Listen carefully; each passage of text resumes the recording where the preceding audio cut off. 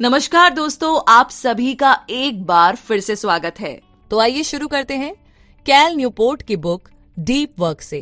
तो यहाँ पर समरी को शुरू करें उससे पहले एक इम्पोर्टेंट सवाल कि समरी को पढ़ करके या सुन करके एग्जैक्टली आप क्या सीखने वाले हैं।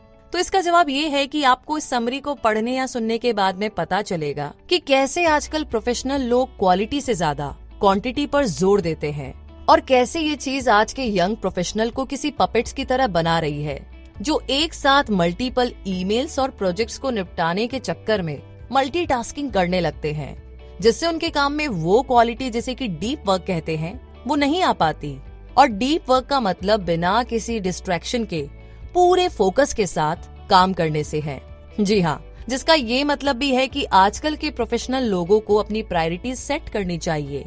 कैल न्यूपोर्ट, जो कि MIT से पढ़े हैं और इस बुक के ऑथर भी है, वो ये भी क्लेम करते हैं कि कॉर्पोरेट रेस से खुद को बचाने का जो सबसे बढ़िया तरीका है ना, वो यही है कि आप कुछ टाइम के लिए टेक्नोलॉजी और सोशल मीडिया से एक ब्रेक ले लीजिए और खुद को कुछ क्वालिटी टाइम दीजिए, जिससे कि आपको अकेले में सेल्फ एग्जामिनेशन करने का मौका मिले और आप अपनी कमियों और इम्प्रूवमेंट्स पर गौर कर सके।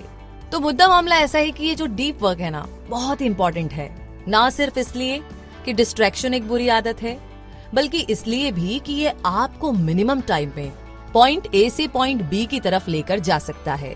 तो ये समरी 2 पार्ट में डिवाइड है। फर्स्ट पार्ट है द आइडिया, जिसमें 3 चैप्टर है। तो आइए जानते हैं फर्स्ट चैप्टर के बारे में, जहाँ पर हमें पता लगेगा कि डीप वर्क वैल्यूएबल क्यों है। इसका मतलब ये है कि अगर आप सोसाइटी में एक सिग्निफिकेंट जगह बनाना चाहते हैं तो आपको ना ये 2 चीजें करनी पड़ेगी।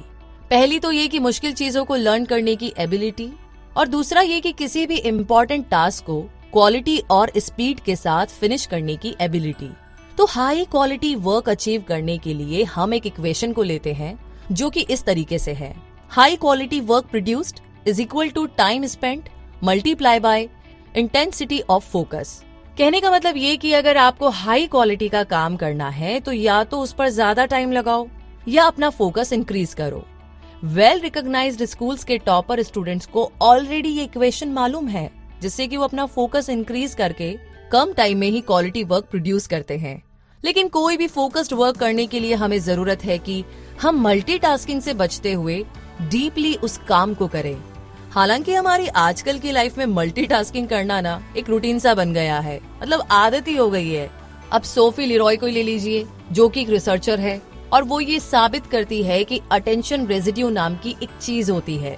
जी हाँ, टास्क A को फिनिश किए बिना जब आप टास्क A से टास्क B की तरफ मूव करते हैं तो होता ये है कि हमारा दिमाग उस वक्त भी टास्क A के बारे में ही सोच रहा होता है, और ये रेजिड्यू जितना इंटेंस होगा उतना ही खराब आप टास्क B पर परफॉर्म करेंगे।